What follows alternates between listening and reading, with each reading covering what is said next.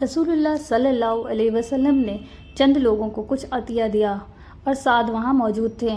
وہ کہتے ہیں کہ رسول اللہ صلی اللہ علیہ وسلم نے ان میں سے ایک شخص کو کچھ نہ دیا، حالانکہ وہ ان میں مجھے سب سے زیادہ پسند تھا۔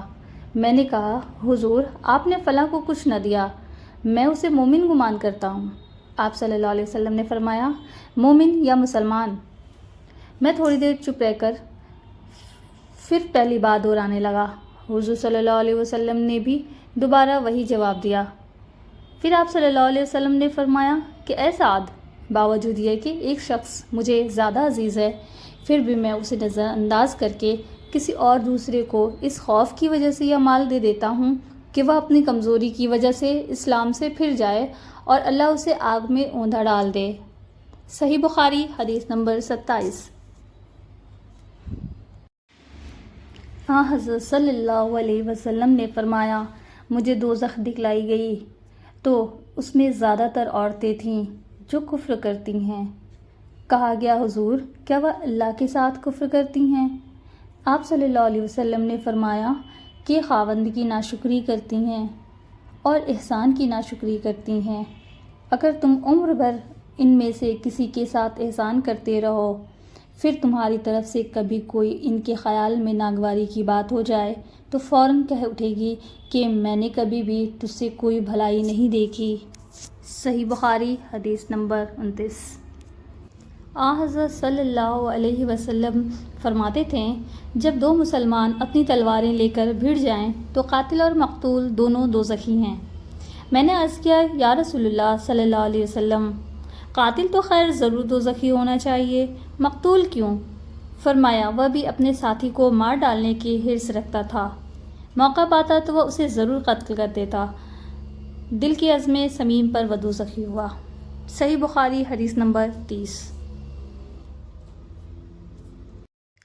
ابو ذر ایک جوڑا پہنے ہوئے تھے اور ان کا غلام بھی جوڑا پہنے ہوئے تھا۔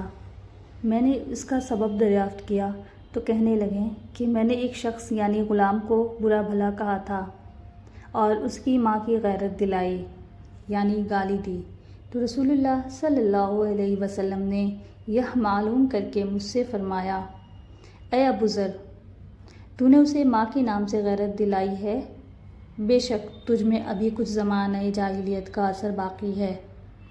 یاد رکھو، ماتحت لوگ تمہارے بھائی ہیں، اللہ نے اپنی کسی مصلحت کی بنا پر انہیں تمہارے قبضے میں دے رکھا ہے، تو جس کے ماتحت اس کا کوئی بھائی ہو تو اس کو بھی وہی کھلائے جو آپ کھاتا ہے، اور وہی کپڑا اسے پہنائے جو آپ پہنتا ہے، اور ان کو اتنے کام کی تکلیف نہ دو کہ ان کے لیے مشکل ہو جائے، اور اگر کوئی سخت کام ڈالو تو تم خود بھی ان کی مدد کرو۔ صحیح بخاری حدیث نمبر 31۔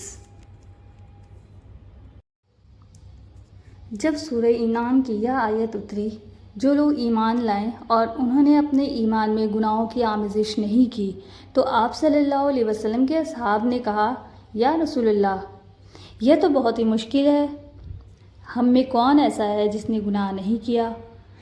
تب اللہ پاک نے سورہ لقمان کی یہ آیت اتاری کہ بے شک شرک بڑا ظلم ہے۔ صحیح بخاری حدیث نمبر 32۔ آپ صلی اللہ علیہ وسلم نے فرمایا، منافق کی علامتیں 3 ہیں، جب بات کرے جھوٹ بولے، جب وعدہ کرے اس کے خلاف کرے، اور جب اس کو امین بنایا جائے تو خیانت کرے۔ صحیح بخاری حدیث نمبر 33۔ رسول اللہ صلی اللہ علیہ وسلم نے فرمایا کہ 4 عادتیں جس کسی میں ہوں تو وہ خالص منافق ہے، اور جس کسی میں ان چاروں میں سے ایک عادت ہو تو وہ بھی نفاق ہی ہے، جب تک اسے نہ چھوڑ دے۔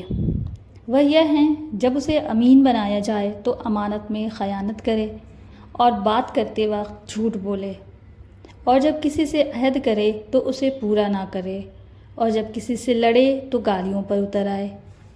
صحیح بخاری حدیث نمبر 34۔ رسول اللہ صلی اللہ علیہ وسلم نے فرمایا، جو شخص شب قدر ایمان کے ساتھ محض ثواب آخرت کے لیے ذکر و عبادت میں گزارے، اس کے گزشتہ گناہ بخش دیے جاتے ہیں۔ صحیح بخاری حدیث نمبر 35۔